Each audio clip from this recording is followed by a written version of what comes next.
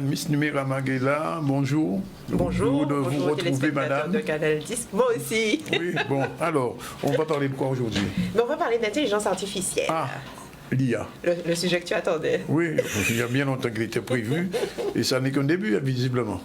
Ah oui, ce n'est qu'un début, puisque l'intelligence artificielle est en train de révolutionner. Je n'entends personne dire qu'il n'a pas entendu parler de l'intelligence artificielle. Oui. Maintenant, est-ce que cette personne s'est intéressée à l'intelligence artificielle? C'est autre chose. Oui. J'espère jusqu'à la fin de la chronique, Oui. les gens vont dire, bon, je vais aller voir ce que c'est, il faut que je cherche ce que c'est. Oui, petite histoire de l'intelligence artificielle.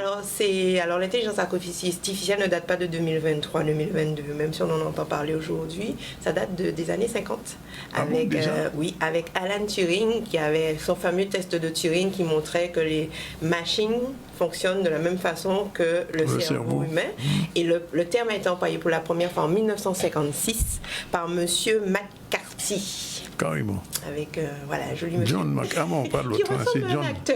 un acteur américain, je ne sais plus dans quelle série, par monsieur McCarthy. Alors ça s'est vraiment développé. Hannibal, il ressemble à Hannibal. Ah oui.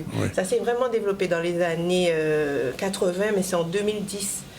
Que les réseaux de neurones se sont vraiment mis en place. Alors, par réseau de neurones, chers téléspectateurs, ne voyez pas des cerveaux humains qu'on branche l'un à l'autre, pas du tout. Ce sont des intelligences artificielles, ce sont des machines en fait qui sont branchées l'une à l'autre et qui apprennent. Puisqu'on a eu un essor de données, puisque c'est à partir des données que l'intelligence artificielle fonctionne. Donc, les données sont mises dans les réseaux de neurones artificiels qui apprennent et qui transmettent l'information au fur et à mesure.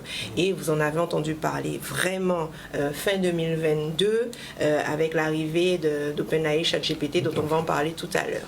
Oui. Alors, segment de l'application concrète. Alors, concrètement, comment l'intelligence artificielle intervient-elle dans notre vie quotidienne? On l'a vu tout à l'heure avec, tout à l'heure, on a parlé alors, tout à l'heure, le sujet de tout à l'heure, j'ai oublié, mais en tout cas, l'intelligence artificielle, nanotechnologie. Voilà, je cherchais le terme. Oui. L'intelligence artificielle intervient dans le domaine de la santé, puisqu'il permet de faire des diagnostics plus précoces. Il intervient dans le domaine, il intervient dans pratiquement tous les domaines. Et c'est ça aussi qui peut être inquiétant.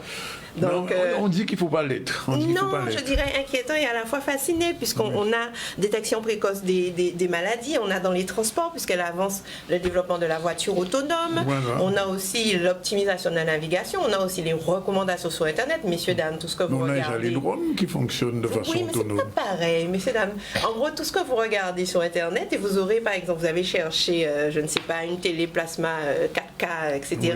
Et bizarrement, vous allez sur un autre site et vous voyez on propose cette télé 4K. Mais tout ça, ce sont des recommandations qui sont faites par l'intelligence artificielle. Pareil, lorsque vous êtes sur des plateformes de streaming comme Netflix ou autre chose, si vous avez mis j'aime par rapport à une série, vous aurez le toutes même les séries qui se ressemblent. Donc tout ça, c'est l'intelligence artificielle qui permet de recommander des choses. Et on a aussi, bien entendu, tout simplement Alexia et Siri, qui sont des intelligences artificielles. Donc pour vous dire que ça date pas d'hier, ça date vraiment d'un petit moment. Cependant, on a depuis peu l'intelligence artificielle générative qui a eu un essor, puisqu'avant c'était bien entendu assez complexe, puisqu'il fallait taper des codes pour pouvoir les commander. Mais maintenant, on a simplement à dialoguer, comme on dialogue avec Siri, comme on dialogue avec Alexia, à dialoguer, lui demander ce qu'on veut. Oui, et ça fonctionne. Et ça fonctionne très bien. Oui. Alors, on avait déjà abordé l'automatisation de l'intelligence artificielle dans les industries traditionnelles, c'est ça.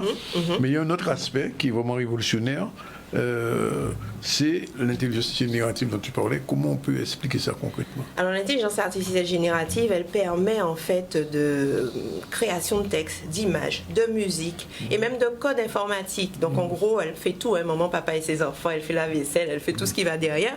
Un exemple connu, c'est le modèle de langage ChatGPT dont j'ai parlé tout à l'heure, qui non seulement rédige des articles, génère des codes de programmation, mais produit également des images. Et depuis peu, ils ont produit un film d'une vingtaine de secondes qui sont... On peut faire un générique pour Numérama avec l'intelligence artificielle. Pour le coup, ça n'a pas été fait, mais effectivement, maintenant, je peux peut-être plus manipuler. Par exemple, si on demande à l'intelligence artificielle de créer un mouton, il va vous créer un mouton. Si on lui demande de créer un mouton avec des plumes jaunes, mais il va vous créer un mouton avec des plumes jaunes. Regarde le mouton, comme il est joli.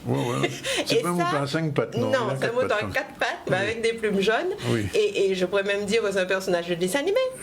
Donc, en gros, tout ce que vous pouvez lui demander, et c'est remplacé en quelques secondes, c'est-à-dire qu'on n'a pas à attendre que le designer vous remette ça à la fin de la semaine. C'est ça le gros problème. Que ça ne vous plaise pas. Oui, on va aborder le problème, enfin le sujet, la problématique de l'emploi. Mais oui, puisque, il y a des secteurs qui sont très touchés par l'intelligence artificielle. Exactement, le secteur du cinéma, des médias. Oui. On a eu la grève des scénaristes.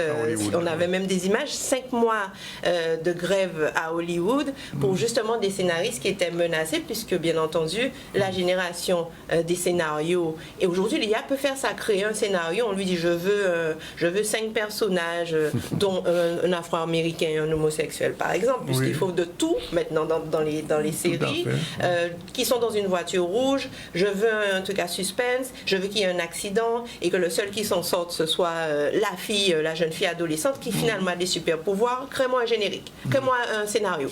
Il va vous faire un scénario pour 5 épisodes. Donc vous pouvez lui dire pour 5 épisodes. On n'a plus besoin de scénaristes. C'est ce qu'ils ont essayé de protéger. Oui. C'est ce qu'Hollywood a essayé de protéger en se disant non, mais il faut qu'on garde la façon traditionnelle d'écrire un scénario, humaine, et surtout qu'on garde nos emplois, puisque bien entendu, c'est une menace pour les emplois. Oui. Donc on a aussi le côté 3D, où je vous parlais de graphistes tout à l'heure. Oui, parce que les graphistes se sentent menacés. Eh bien, en Chine, j'ai lu l'autre jour un manga fait uniquement en IA. Exactement. Oui. En Chine, par exemple, il y a un monsieur qui a licencié ses 5 graphistes parce qu'aujourd'hui, il sort des modèles de chaussures. Oui. Et aujourd'hui, il a sorti, il donne les anciens modèles. Parce que quand je vous dis que ça apprend, cette intelligence artificielle, il dit voilà ce que j'ai déjà créé depuis le début. Trouve-moi quelque chose de novateur, mais toujours en lien avec ce que j'ai déjà créé. Et ça lui a sorti 10 modèles de paires de chaussures. Donc il a là pour 3 ans de modèles de paires de chaussures qui fonctionnent très bien. Oui. Et c'est là aussi, c'est quand même affolant, puisque justement on se dit, voilà.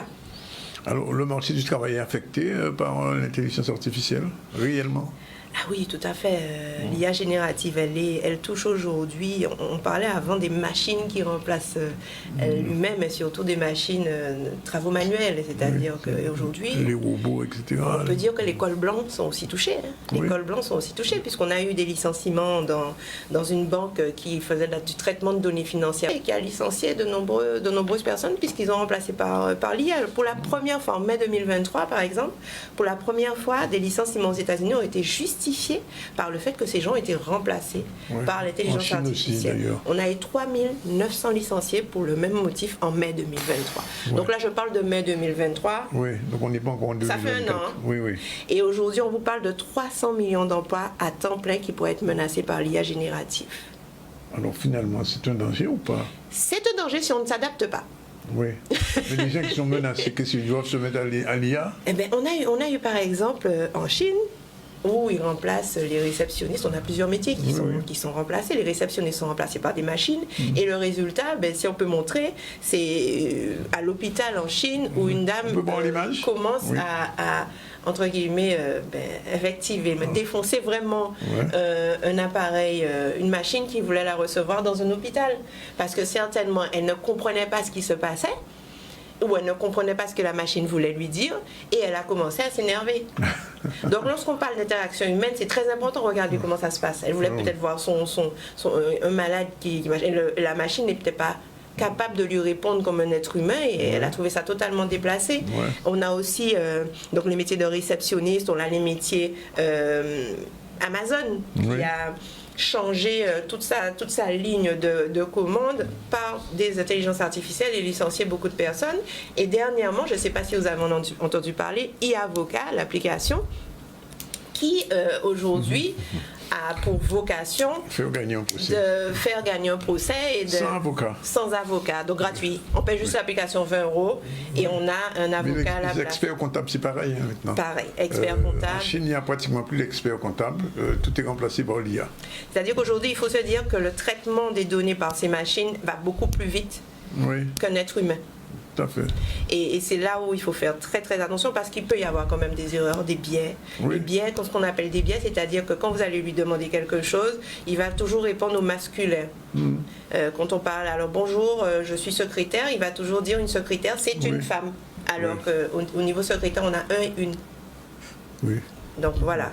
Donc il faut faire très attention à ça et surtout vérifier, puisque l'intelligence artificielle peut se tromper, vérifier que il faut toujours un humain derrière. C'est pour ça qu'on parle de remplacement par l'humain, je ne suis pas 100% d'accord, puisqu'il faut toujours un humain derrière et puis ça crée aussi de nouveaux emplois. Magali, je pose la question, c'est la dernière avant de finir. Au niveau de la Guadeloupe, ça commence quand même à se voir, l'intelligence artificielle au niveau de l'emploi? Je ne sais, non, parce qu'on est protégé, on est beaucoup plus protégé. C'est-à-dire qu'aujourd'hui, on est protégé par le code du travail, par les lois. Oui. Aujourd'hui, on ne peut pas dire bonjour, je te licencie parce que je te remplace par une intelligence artificielle. C'est pas possible. D'accord, c'est pas encore possible. Mais c'est pas encore possible. C'est pas encore possible, mais ce qu'il faut se dire, c'est que il faut s'y intéresser. Voilà, moi ce que je veux dire à la population, ne dites pas non, ça ne me concerne pas. Encore une fois, je vous explique, c'est juste un dialogue entre une machine. Quand il a dessiné le mouton jaune tout à l'heure avec les plumes jaunes, j'ai juste demandé dessine-moi un mouton avec des plumes jaunes. Donc c'est un dialogue. Soyez curieux, population, soyez curieux pour ne pas faire derrière. Je suis obligée de dire ça en créole. L'intelligence artificielle, elle concerne tout le monde et tous les métiers. Si vous ne vous y intéressez pas, vous allez rester sous le bas-côté. On peut dire déjà, Magali, qu'on aura un petit débat là-dessus? Oui, selon moi, il faut qu'on ait un débat un peu pour éclairer, donner plus de pratiques d'usage et aussi avoir aussi l'opinion des intervenants. Est-ce que pour eux c'est une bonne chose, une mauvaise chose? Parce que je sais que les avancées technologiques sont toujours décriées. On va se dire, est-ce que l'intelligence artificielle c'est bien ou pas? Le problème c'est qu'on ne pourra pas faire sans. Donc j'espère pour vous que vous allez trouver ça bien, parce qu'on ne pourra pas faire sans l'intelligence artificielle. Voilà, et rendez-vous dans quelques semaines pour ce débat et on retrouve Magali dans une quinzaine de jours. Voilà.